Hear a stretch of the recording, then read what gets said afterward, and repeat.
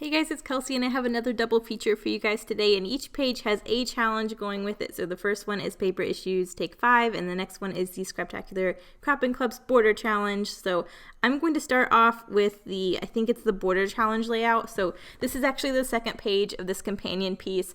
You guys have already seen me do a double feature this month, and I think I'm going to try and do a couple more because it's really helping me get through Bennett's layouts doing it this way, and it's really a nice way to kind of take it easy on yourself, have two companion pieces, and one kind of do a lot of pictures, streamline embellishment, and then do the other one kind of more fun, more details. That's really been helping me get through some Bennet pictures, especially when you have so many pictures from one event. So that's why, again, I am mushing these two layouts together because this one is mostly photos. I am doing the Scraptacular Cropping Club's Border Punch Challenge on this one, so I'm just going to be border punching strips and gluing them on the paper. Really simple and easy, not super complicated, but this is going next to the other page, which will have more going on, and I think they look really nice together. And it's kind of nice when you have these two companion pages for one of them just to kind of be easy.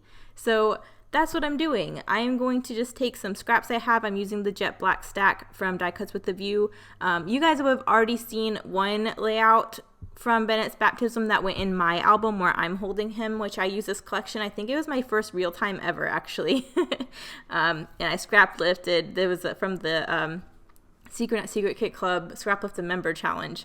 So I scrap lifted Dana, if you remember that one. So I'm trying to pull in the same things. These are going in Bennett's baby album, not mine. So it doesn't bother me. I mean, I kind of like that they go, even though they're in different books. I'm using the same supplies, the same kind of idea. So I don't know where I went right now.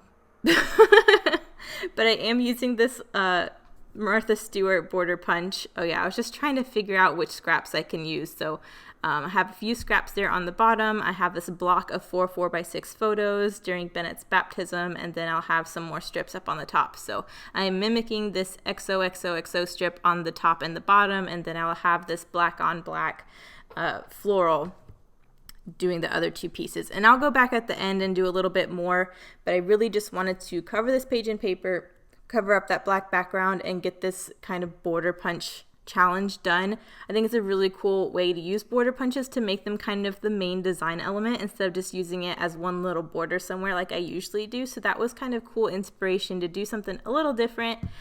Border punches can make a page like this, where it's really just strips running across the page, look a lot more fun and interesting when really you don't have to do too much. So I'll glue all of this together and then I will move to the next page, and then I will revisit this one at the end just to kind of finish it off. But I wanted to make sure I got everything glued down so I knew kind of what I had to work with. So yeah, those are just 4 photos from Bennet being baptized by Father Mark. And you can see his parents there, and then that bottom right photo, you can see my brother, and my brother Thomas is his godfather, so that was kind of cool. Wanted to make sure I got him in a photo. But yeah, got that all down. I'm just going to trim up the sides a little bit. It was a little uneven. And then I think...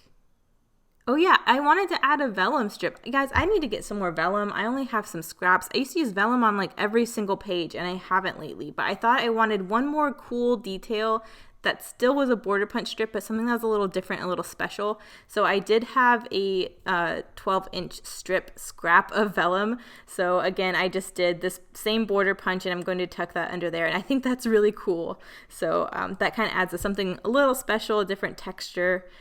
This paper is really cool because it has lots of different finishes already. Right there, you can really see the black on black floral gloss finish that's on that floral.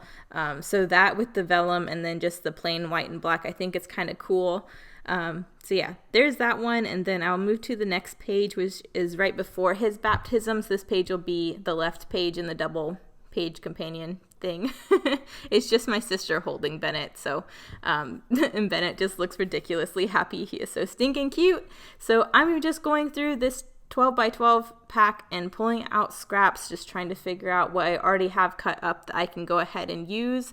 I figured I would use the scrap of this black on black floral from the first page and pull it in as a pretty major piece on this one. That way they really coordinate. You kind of get the same pattern in a large chunk on both pages.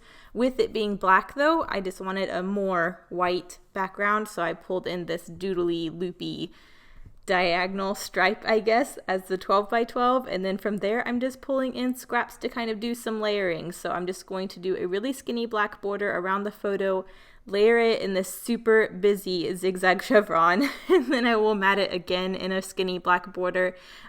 This paper will make you dizzy, this zigzag one, but using it in really small strips and really small pieces looks really cool. So sorry if that made you dizzy for a minute, but it looks cool on the final page, just using that little strip as a border. And then I think bordering it with two skinny black mats on either side kind of also help contain it. So yeah, that's what I'm doing right now, and then I'll get to the rest of the page. I really like this XOXO paper I have. I was thinking I would do this vertical kind of banner idea. Kind of felt like it replicated the original page that I did, Scraplifting Dana, but I don't think that stays. I do pull in some of these photo corners that Karen sent me, because I did use photo corners on the first layout, and I've been hoarding these. Karen sent me a whole lot of black and white photo corners, and I've been hoarding them. I don't know why. She sent me plenty, but I thought this was a perfect page to pull some of the black ones in on, since it is this black and white theme. And the whole point I even got into photo corners was because I was scraplifting Dana and she used them and I wanted them. So just kind of doing a little nod in that direction. And again, I'm using this Becky Higgins corner rounder, which is also kind of a nod to the original and Dana's original that I based my first layout of this event on. So I'm just kind of pulling in those same kinds of techniques and details that I used on my page, which I think is kind of cool, even though no one will ever see them together because they're in different books and they'll be in different houses. But oh well, I will know and you guys will know, so it's fine. I don't know where I went again. I'm going missing.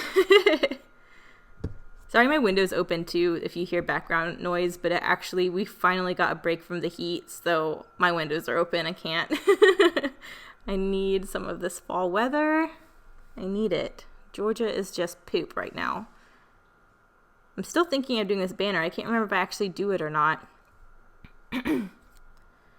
Just trying to pull out scraps. I'm really just trying to avoid, honestly, just having to cut into another 12 by 12 because I have this whole mess of scraps in the beginning of this book and I want to get some of them used up.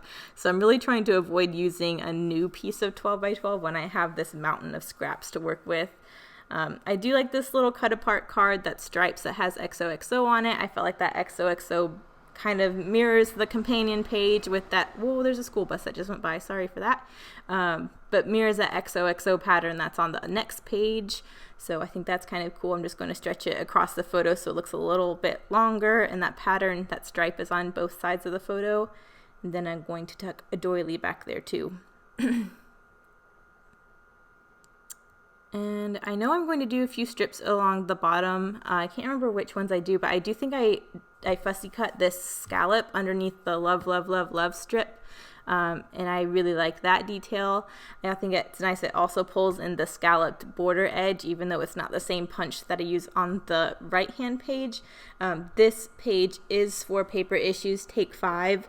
So you saw in the beginning, I highlighted from that list what I ended up using. I think I ended up using 6, but I used pattern paper, border strips, a punch, layers, and I ended up using a tag. So that's what I did for my Paper Issues challenge. Yeah, just fussy cutting the scallop really quick. I was being lazy. I didn't want to fussy cut the whole thing because I knew I wasn't going to use the whole 12-inch strip. But I like how that looks. It brings that scallop into this page, and that I like that little love detail with the hearts. So I'm going to tuck that up under there. I need to get this doily glued down, but I keep fighting with where I want it. But I do think it goes there behind that striped piece.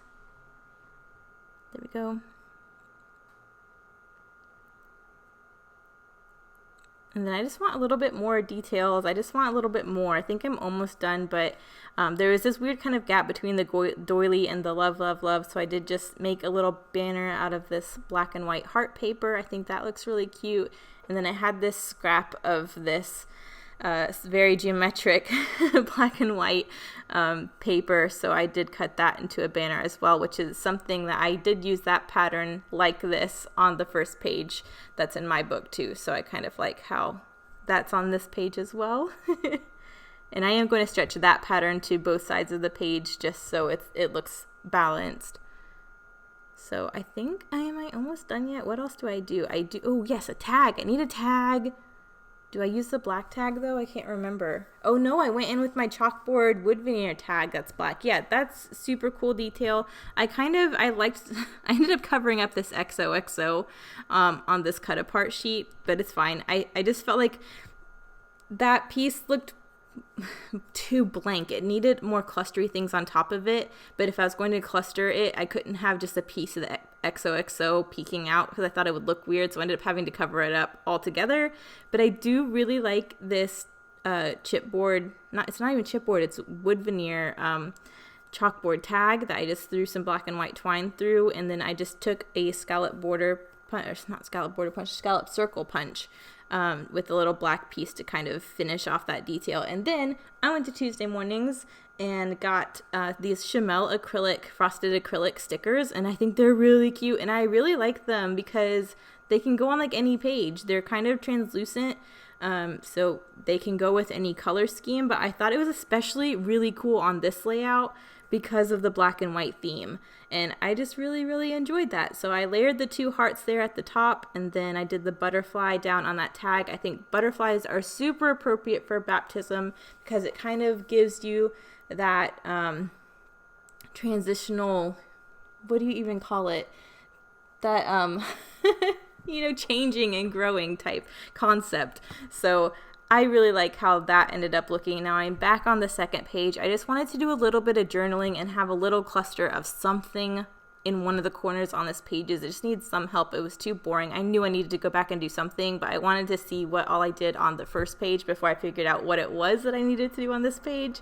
So I did just fussy cut one of the cut apart 3x4s and just fussy cut this circle and did my journaling on that, which is just talking about how it's Bennet's baptism, Father Mark did it, Thomas is the godfather, all those kind of details with the date so that we have that recorded as well. I didn't think it needed too much attention as far as a big title saying baptism or whatever. I feel like it's super obvious, and as long as I log everything down in this journaling, it'll be good. So I'm going to journal that really quick. I definitely wanted to draw my lines in with a ruler because I cannot freehand write. It just starts slanting weirdly, and the font gets smaller and bigger, and I just needed lines, so I just did that really quick. And then that definitely needs something to sit on as well, so I do end up cutting a banner to go under it. But look at these 2 pages together. Like, I didn't even plan this, but the vellum on that page like matches the frosted acrylic on the other page, and I feel that looks so cool together and it just pulls in that vellum look on both pages, even though it's a different kind of material. But I'm back with this black and white heart that I did a banner on the left page just to pull that into one other area. So I just took that scrap and made a large banner to go behind this oval, and that will go in the upper right hand corner, and then I think I'm done after that, but we will see. I don't have the layout in front of me right now because I've already put it in the book, so I'm trying to remember as we go. I don't think I used that. Oh, I did go back into Lisa's little Happy Mail box, and she had these really cute kind of silvery gems with the cool acrylic pieces on the left. I just wanted something a little special and different here on the right, and so I just sprinkled. She gave me 3, and they were in varying sizes, so I thought that was perfect to sprinkle them around the journaling, and I think I'm done now. So here are the close-ups. You'll have a close-up of both pages and then a few close-ups of the little clustery areas. But I really like how it turned out, this black and white thing. Black and white patterns all together can end up looking really busy, but I think this one is a little less busy than my original one that was just a little bit crazy. So thank you guys so much for watching. I hope you enjoyed this double feature, and I'll see you guys later. Bye.